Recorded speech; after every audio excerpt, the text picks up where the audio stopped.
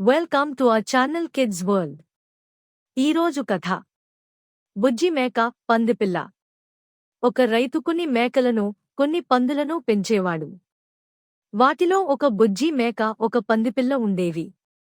బుజ్జి మేకను వాళ్ల అమ్మ ఎప్పుడూ చక్కగా స్నానం చేయించి శుభ్రంగా ఉంచేది.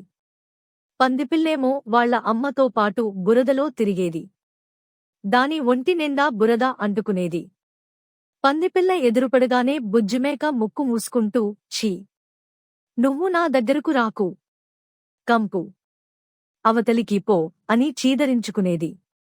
పందిపిల్లకేమో ఆడుకోవడానికి స్నేహితులు లేరు. మేకపిల్లతో ఆడుకుందామంటే అదెప్పుడూ పందిపిల్లను అసహించుకునేది. దగ్గరకు రానిచ్చేది కాదు. అమ్మా, నాకు స్నానం చేయించవే, ఇలా ఉంటే నాతో మేకపిల్ల ఆడుకోవట్లేదు అని తల్లితో అంది పందిపిల్ల.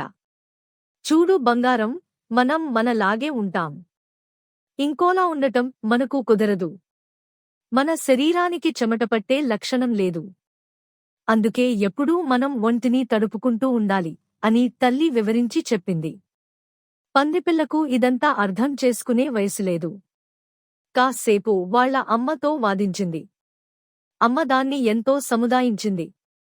ఒకరోజు పందిపిల్ల ఒకచోట, మేకపిల్ల ఒకచోట ఆడుకుంటున్నాయి. ఇంతలో దూరంగా ఉన్న కొండలమీదుండే నక్క ఒకటి ఎలా పసికట్టిందో మేకపిల్లని పట్టుకుందామని అటువైపు వచ్చింది. మేకపిల్ల ఒంటరిగా ఉండటంతో ఆ నక్కకి మరింత వీలు చిక్కినట్టయింది. నక్కి నక్కి వస్తున్న నక్కను చూసింది పందిపిల్ల. పారిపో, త్వరగా పారిపో, నక్క దాడికి వస్తుంది అంటూ గట్టిగా కేకలు వేయడమే కాకుండా మేకపిల్ల పైకి దూకబోతున్న నక్కకి అడ్డు వెళ్ళింది. మేకపిల్లకు తగలాల్సిన దెబ్బ పందిపిల్లకు తగిలింది. ఈలోగా పందిపిల్ల అరుపు విన్న రైతు పరుగెత్తుకుని వచ్చాడు. అతన్ని చూడగానే నక్క పారిపోయింది. పందిపిల్ల గాయానికి మందురాసి బాగుచేశాడు రైతు. ప్రాణాలు అడ్డుపెట్టి తన ప్రాణాలు కాపాడిన పందిపిల్ల పట్ల తన ప్రవర్తనను తలుచుకుని సిగ్గుపడింది బుజ్జిమేక. ఆ తరువాత రెండూ ప్రాణస్నేహితులయ్యాయి. నీతి: మనలాగా లేరు అని ఎవర్నైనా చిన్నచూపు చూడకూడదు.